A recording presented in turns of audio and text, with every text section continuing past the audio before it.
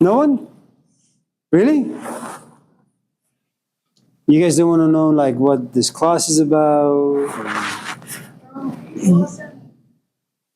Why? My name is Amir. Amir, I'm from Iran. I came here in 1979. Before that, I lived in India. Before that, I lived in Iran. That's cool. I'm 61, married, half a dozen kids. That's about six. I don't like them.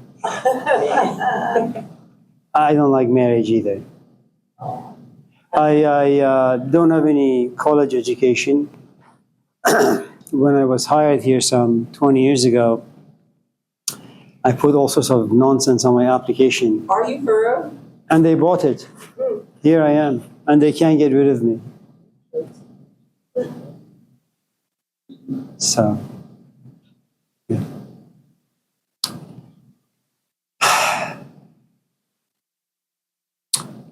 So, what is I this? hated marriage too, that's why I'm divorced. For 15 years.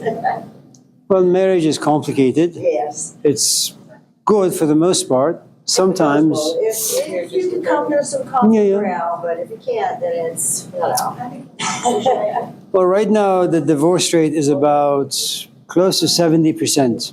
Yes. So if marriage and the divorce rate is about 70%, and if you look at marriage as a business, if you were to have saved your money for the past like 10 years and you have 100 grand and you decide to invest in a business, the first thing you do, as we did, because my parents came here in 1985, we looked for a business, they bought a car wash. And one of the things you do when you want to purchase a business is you look at the papers, you look at the books to see how much it makes, how much it loses, how much tax they pay. And so if you kind of save the sort of your mental capacity, your emotional capacity, all the investments such as hopes and dreams that you have inside you, and if you're at an age where you want to have children,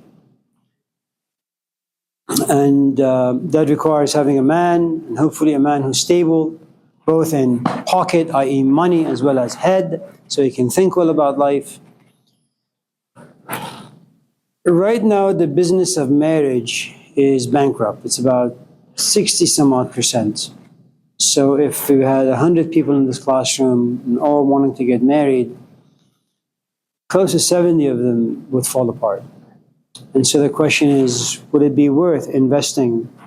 Right now, still the narrative of marriage is quite strong. It comes with a good amount of hopes and dreams, kind of like having children. You go to Target and you steal some cribs, and then you go to Costco and you steal some diapers and some formulas.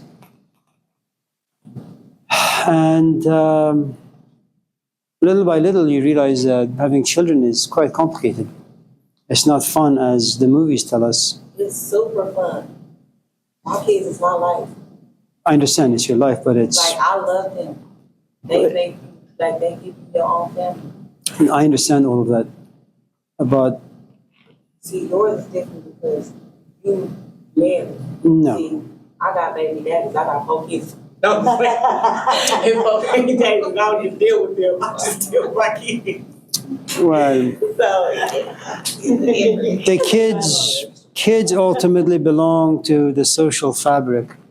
In other words, they belong to your neighborhood, they belong to advertisement, they belong to society at large. And society has forces in it.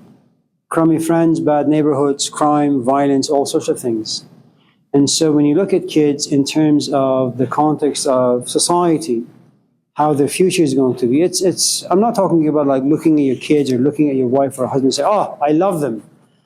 Because we are future-oriented animals that I want my kids to go to school. But do I want public school or private school? When you send them in Oakland public school, for the most part, it's quite bad.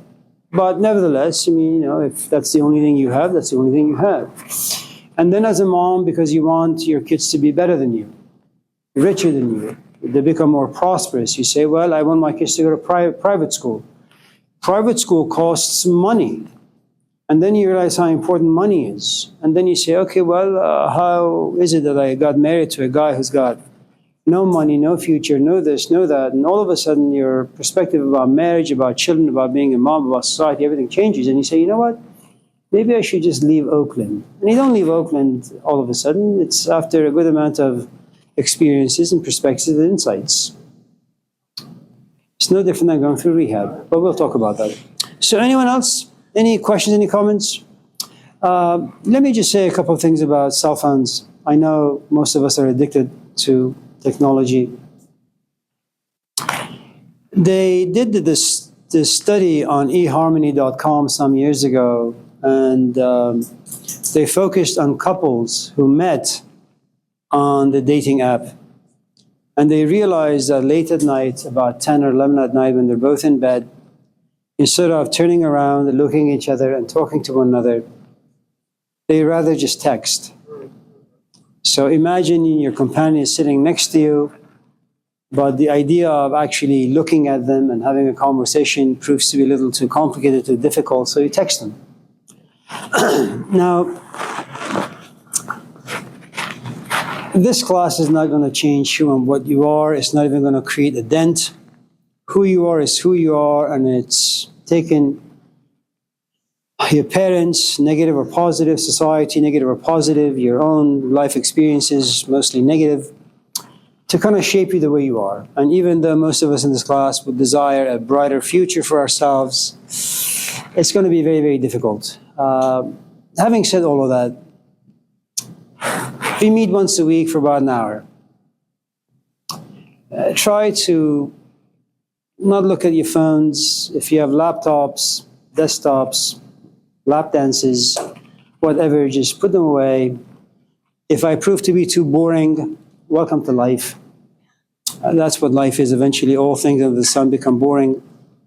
So try to tolerate me. Be patient with me as well as yourself. If you want to keep looking at the clock for this class to be over, that's fine. But allow the boredom of this class to get you ready to become a thick skin, sort of an animal. So once you go into life, that's what life will offer you. A cubicle, routine, day in and day out. I don't prepare for classes. I like to wing it.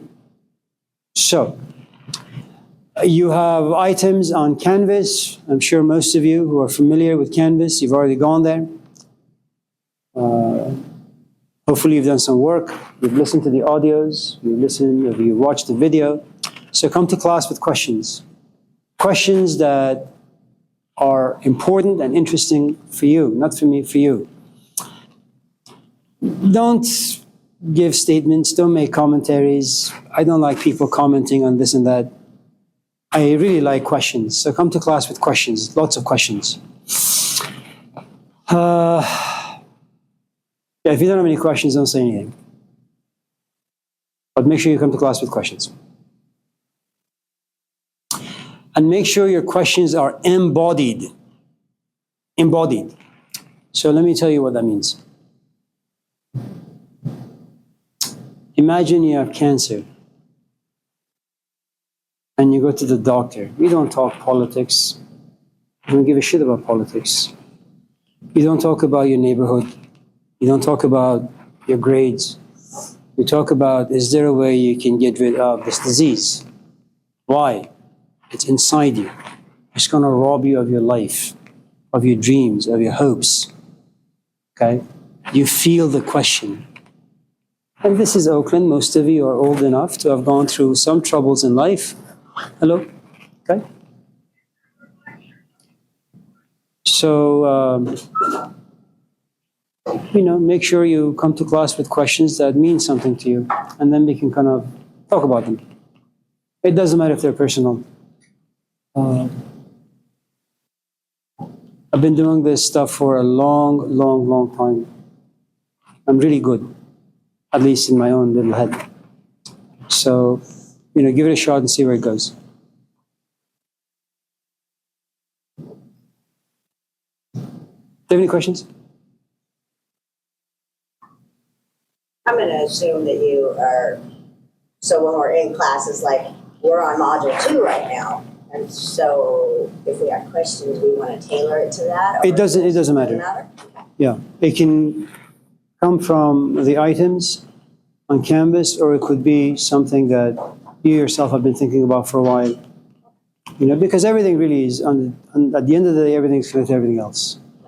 If you want to raise your kids well, what you do in your environment is not enough. You look at your neighborhood.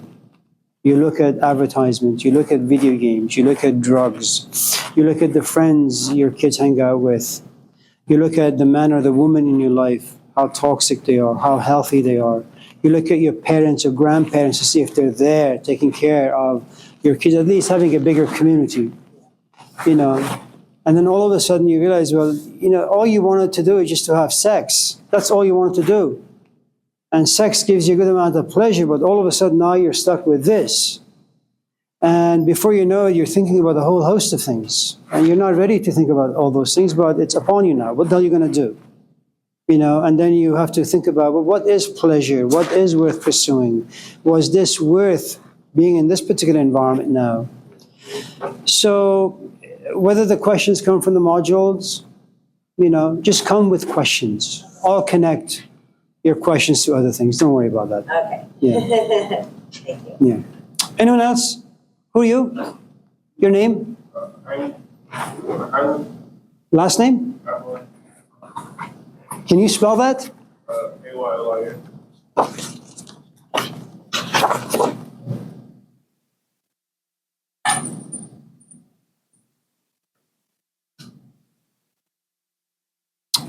Okay.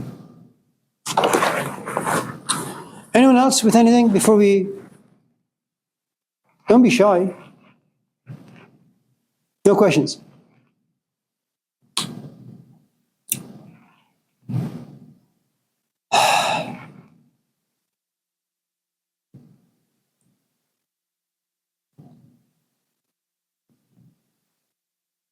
Do you have any questions? 17-year-old? You sure? Do you have any questions? Yeah.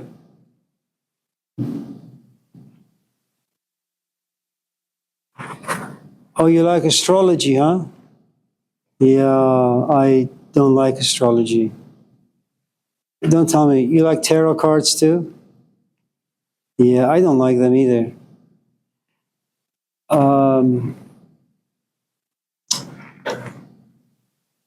Bye. So, let's say you meet someone,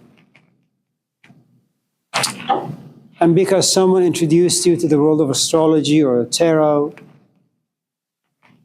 you realize in front of you sits a man or a woman, depending on your orientation, filled with mystery. You like them, you just don't know what to do with the like. Given the sort of animals that we are, you want to get to know them.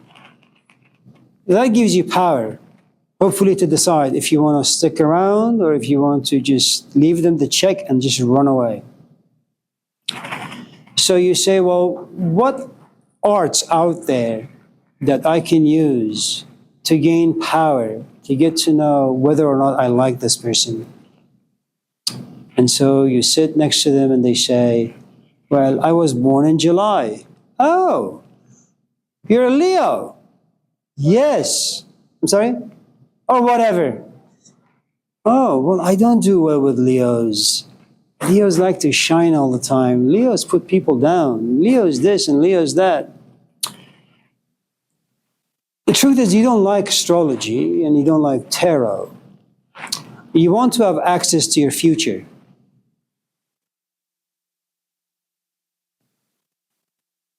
You want to understand better who you are, who your companion is, what your likes and dislikes are, and how the two of you could or couldn't be compatible.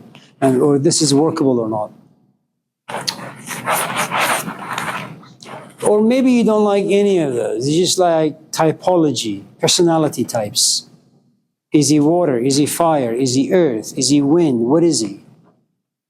Is he an introvert, extrovert? Is he a number 1, 2, 3, 4, 5, 6, all the way to 9? None of those things matters. I'll tell you what matters though. Does he wash dishes? Does he take out the garbage? Does he know how to pretend even if he's in a bad mood? Does he know that he needs to go out there and make money? Tarot won't help you with that. But as sciences go and as crafts go, tarot and astrology and the Bible and whatever it is you want to call the craft you're involved with, they're good. They just don't have a long life shelf, that's all.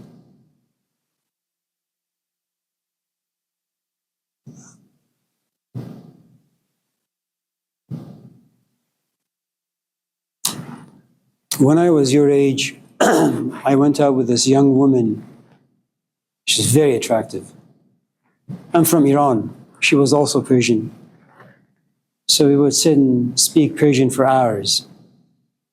It's a very poetic language filled with politics and sadness. She had all these experiences, beautiful experiences. But at the end of the day, she was mean. She didn't like my parents. She didn't like herself. And I realized just because she has a dream of Jesus Christ sitting next to her giving her a massage doesn't mean anything, really. She's just not a good person to live with. So you know what I did? I left.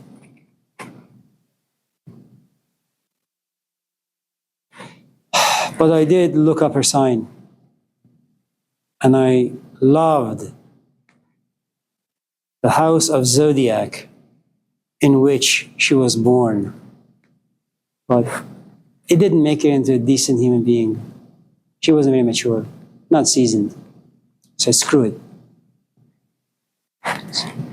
What's your sign? What's your sign? Cancer. I have one. What? The Cancer. Anyone else? No one? In the back. Anything? You sure? Tiara? What was your name? Yeah. Asia? Nothing? What was your name? Soraya, anything? Your name is Arabic. What? Well, it's true. It's actually Persian. And we pronounce it Soraya.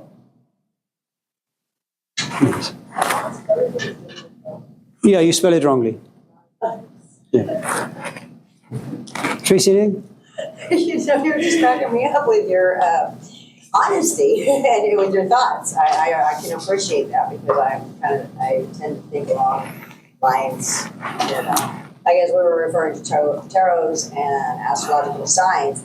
I do find myself at times I have leaned towards tarots, and I realize it is like trying to seek an answer to a question I have because I have not had the experience yet. Yeah. And so instead of relying on that, because also though, on the flip side, it could change your perspective because you could view something like in a tarot and go, oh, awesome. And then now all of a sudden your whole energy has changed and the way you're going about things has changed. And so it's just the concept or getting that answer that your brain was seeking to help to motivate you. So what you have once in a while are moments of inspiration.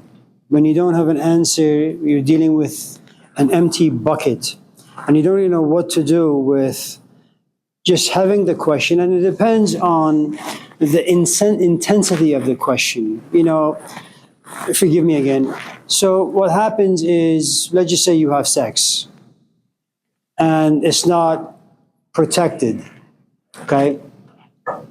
And then you're consumed by the pleasure while the two of you are engaged, and you just forget the whole thing. Am I going to get pregnant? Am I not going to get pregnant? What the hell is going on? You don't think about those things. It's just a pleasure. It's all consuming and it's intense. Then things are done, and it's in the back of your head. Is there a possibility? But your friends call, you get distracted, life happens. And then you say, oh man, it's October 25th, and I'm supposed to have my cycle, and it's not here yet. I can be late, it's okay. And so you become a bit more urgent, a bit more curious, a bit more intense, desperate as the days go by and the cycle doesn't come about.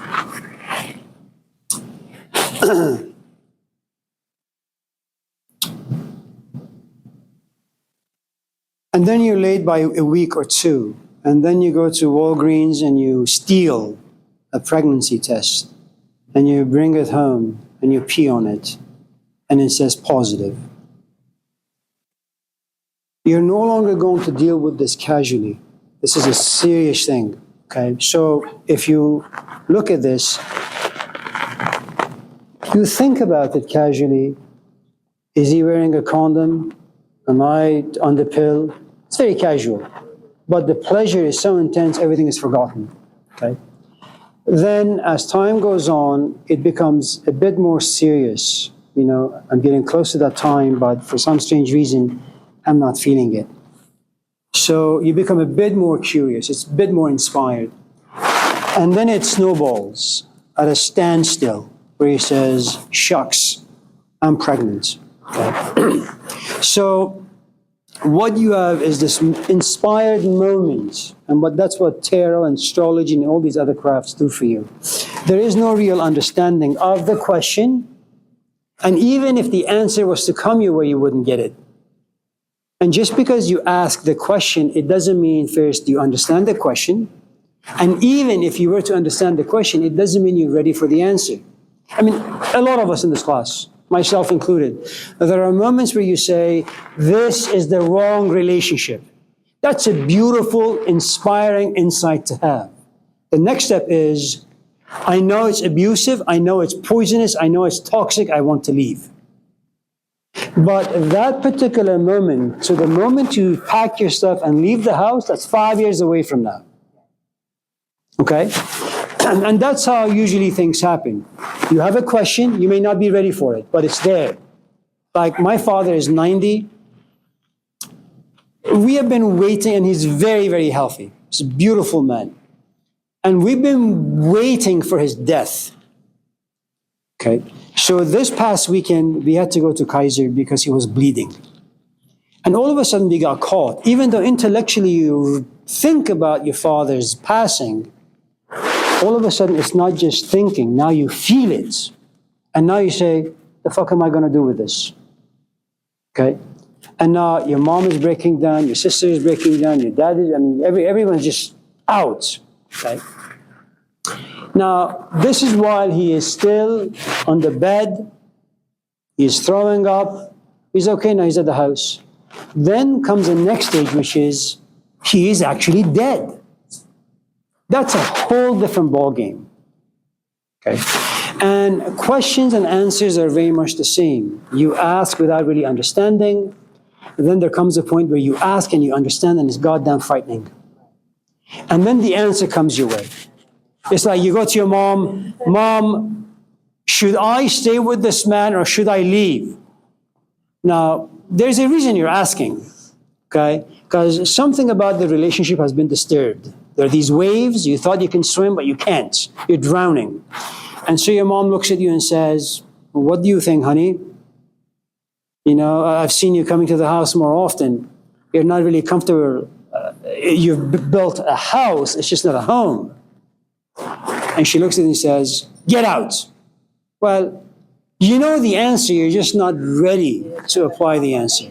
Okay. So, I guess the point I'm trying to make is it takes time to come to the right questions. It takes time to process the questions. It takes time to be open to the answers. and it takes time to be able to apply the answers. So these are stages all of us have to go through, you know. So, having said that, anything else? Yeah. So, what do you say about a person who,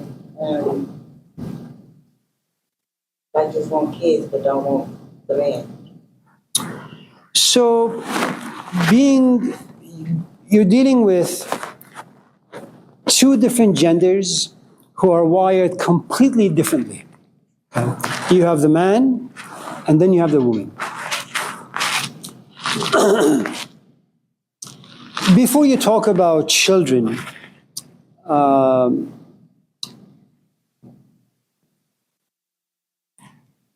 men's sexual peak is around the age, these days, maybe 15. It like erupts like a volcano. Do they know what it means to be responsible? No. Do they understand sex? No. Do they understand what it means to be a man? No. Do they understand the value of money? No. They're just stupid. All they know is that they're in the grips of this hurricane, okay? It's called sex. And their peak is around the age 15. It's all about maybe 25, 26.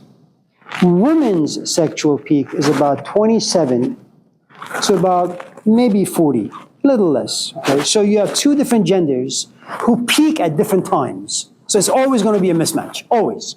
Okay, that's number one. Second, you don't have sex to have kids. You have sex because it feels good. So before we can talk about kids, we have to talk about pleasure. Okay?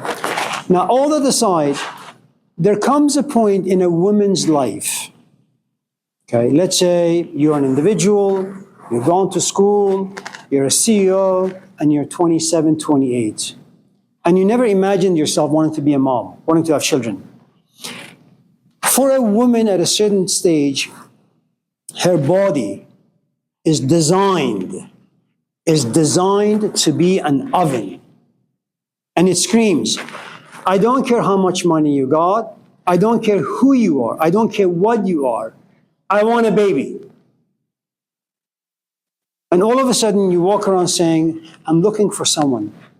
Now you think you're in the business of dating people casually. That's not the case. Your body is screaming for a child and you desperately want to give it. Okay? So there are all these things that you have to factor in. Sex is about pleasure. Also, sex is this drive, the sexual drive. I mean, consider if the sexual drive was not as powerful in human beings as it is. Human race would have been gone long time ago. Any animal under the sun that have to engage in sexual activity to procreate, if they don't have sex often, their species will be eradicated, be diminished, deleted. There's a reason why we like sex. First, and it's not because of us, it's because there is something inside us, either through biology or God. It wants the species to continue to survive, okay? Now,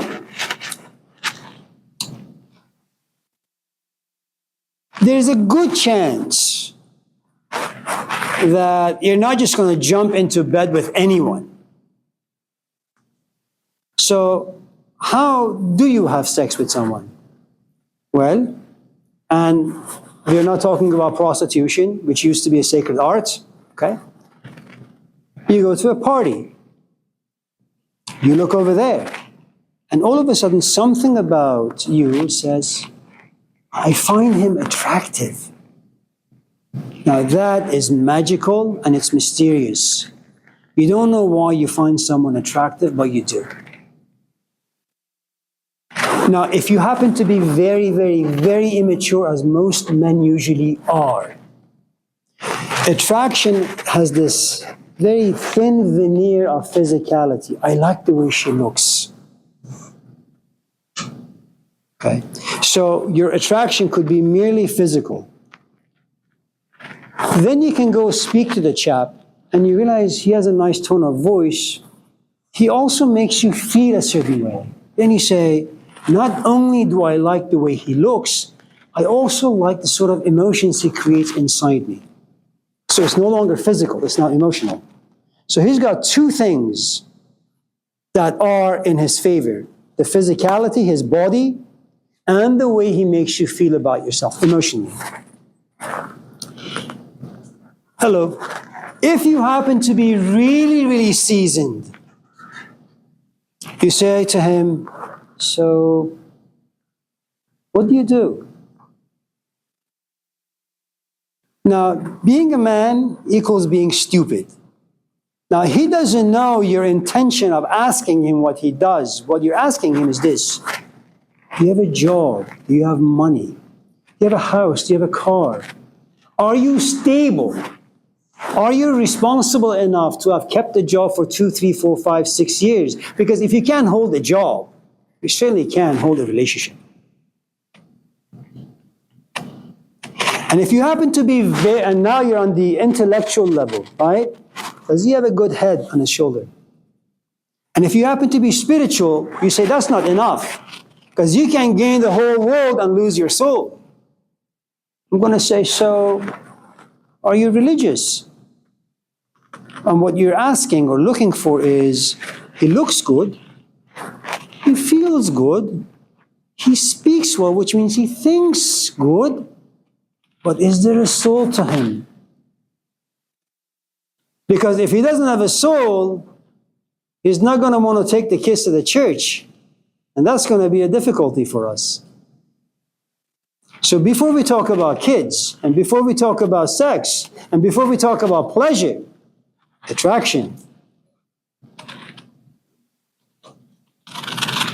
And if you're not seasoned, you're just going to go for the meat and nothing else. And then you have to pay some heavy consequences. What time is it? I'm sorry? Oh, okay. So, we have another like 10, 15 minutes. So, what was Saraya? Yes. On what? Church?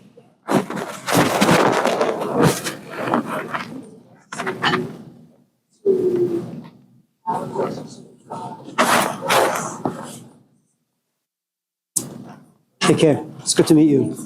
Okay.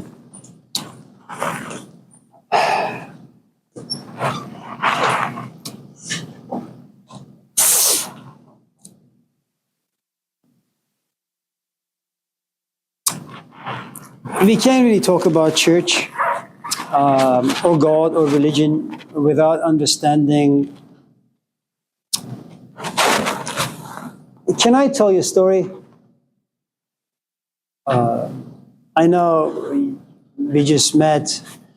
My stories are only intended to inspire thinking. Boondocks was a show on TV some time ago, episode 8, season 5, I think, if I'm not mistaken. It's about Martin Luther King Jr. coming back from the dead.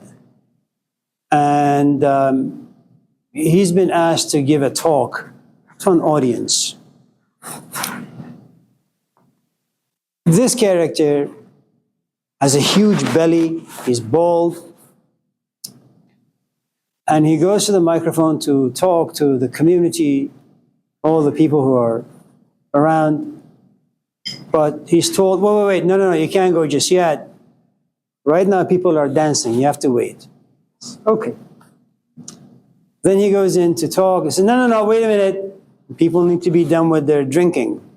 Okay. Then he goes to talk and he says, no, wait. Didi is on the scene. Let him do what he needs to do first. So, okay. And then it's time for him to talk.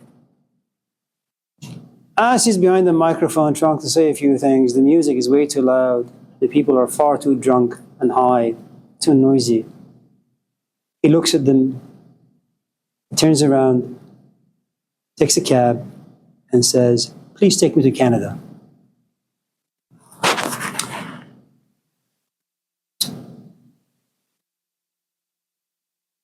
You're asking this question in 2024. Not in Nicaragua, not in India, not in the Middle East. You're asking it in Oakland, America. America is about capitalism. America is about secularism. America is about meat.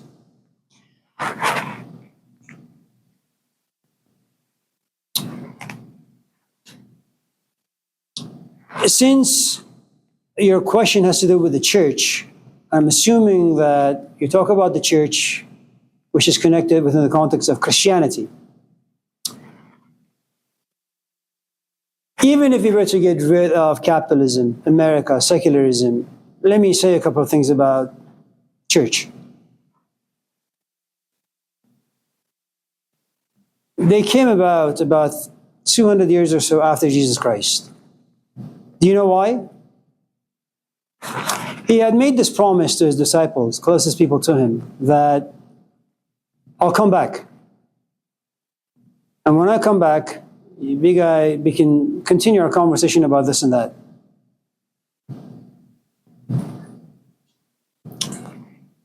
I don't know if you have a boyfriend or a girlfriend, whatever your case may be. They'll call you and they say, I'll call you in about 5 minutes. And you miss them terribly. You wait, the call doesn't come. And then you click on your phone and you bring about the photo gallery. And you look at all the pictures that you and this person took together. You know why you look at the pictures? Because your companion isn't there. They waited and waited and waited for this man to show up. He never showed up. And so they said, since Jesus is not going to come back, maybe we should build like these rooms. And we can go into them and talk about what it means to be filled with the Holy Ghost. That's how the church came about. A group of people who experienced something and they realized they don't want to sit at a park somewhere and talk about it.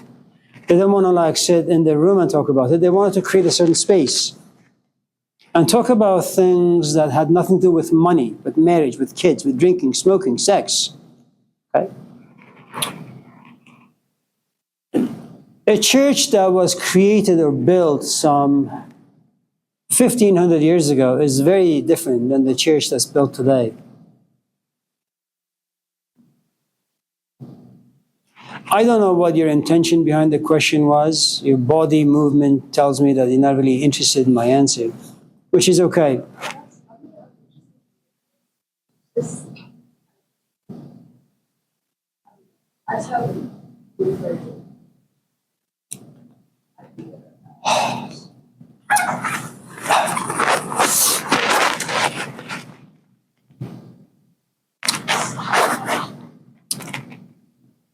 It's not good what you have.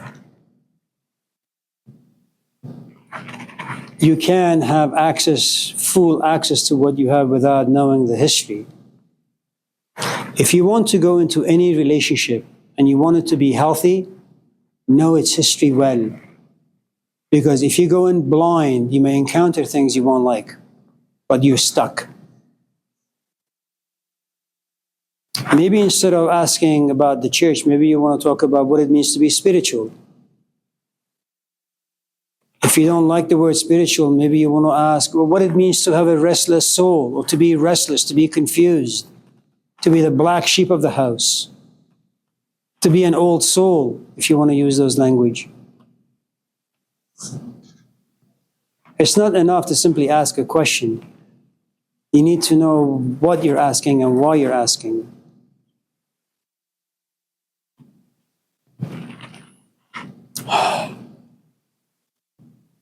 Anyone else? Yeah. Do I believe in God? You know, I'm married.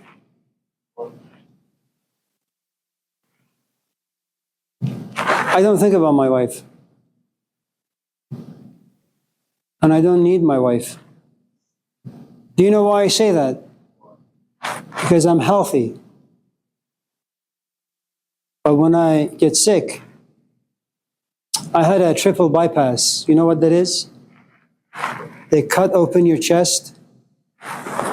They pry it open. They take 3 veins, main veins that pump blood into your heart. They take them out because they're bad. And they take veins from here, from the back, and they replace them. That's what I had. I was sick. And for the few months that I was sick, you know who I thought about often? My wife. She made me soup. She made me food. She took care of me.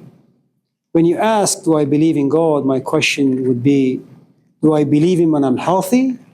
When I have power to control my life? Or when I'm down and out? Do you ask people for money if you have money? The answer is no. Do you ask people for money if you're broke? The answer is yes. If something about your life is broken and troubles you, there's a good chance you're going to go to church and pray. You may be an atheist, but when life breaks you and there is no one in your life, you pray.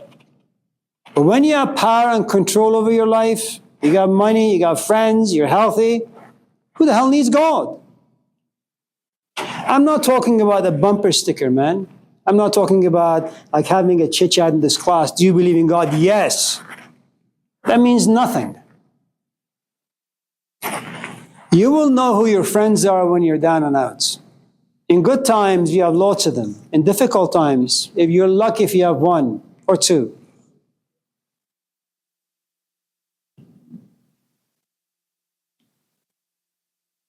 So yeah, are people religious in difficult times? Even if they're atheists? Absolutely, man. They got to pray to something. It doesn't have to be God. They can pray to a parent to come rescue them, to a friend. You ever been to AA?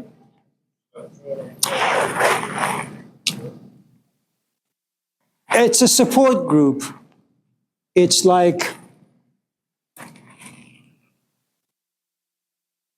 you can't make rent and you're going to be evicted, and then all your belongings are going to be trashed by the landlord.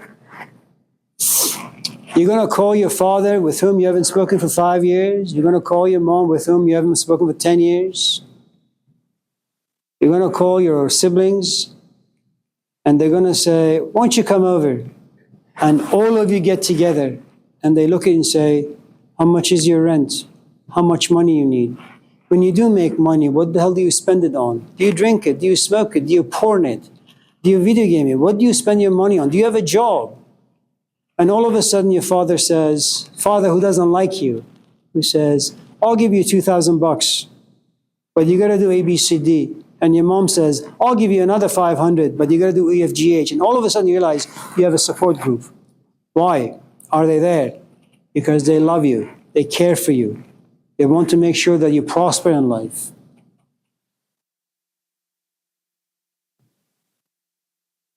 People go to AA because they're broken. People ask for help because they're broken. And those are the best questions that you will ever ask in your life.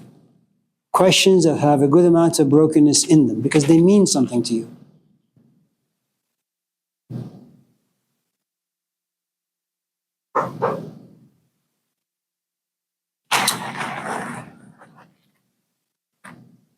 Sure. Do you have any questions? No? I forgot your name. No, you're Asia. I know your name. Yeah, your name. Yeah. Tiffany. Anything? No?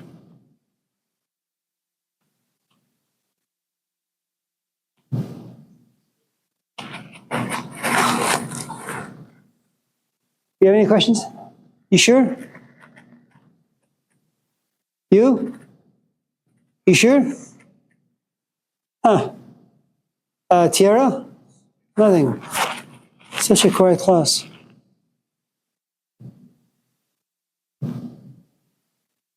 Listen, I don't care if you like me or not. I don't care if you don't like the things I say. What you need to understand is the following. And I'm giving you an immigrant perspective. Stay in school. You don't need to like your classes, and you don't need to like your instructors, but you certainly do need to get the units to get the hell out of Laney and to put yourself in a good four-year school.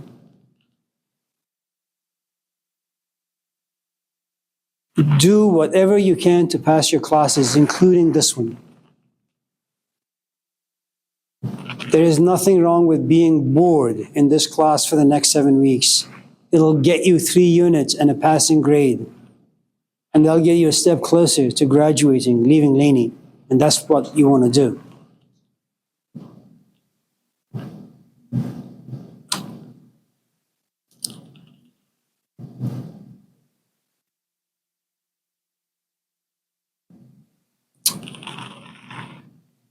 Well,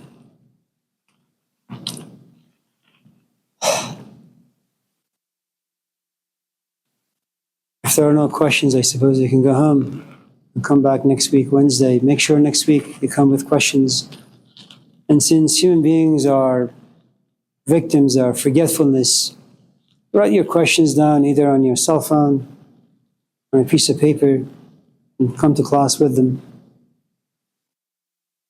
We have assignments every week, and we meet in this classroom every Wednesday from 11 to 12:15.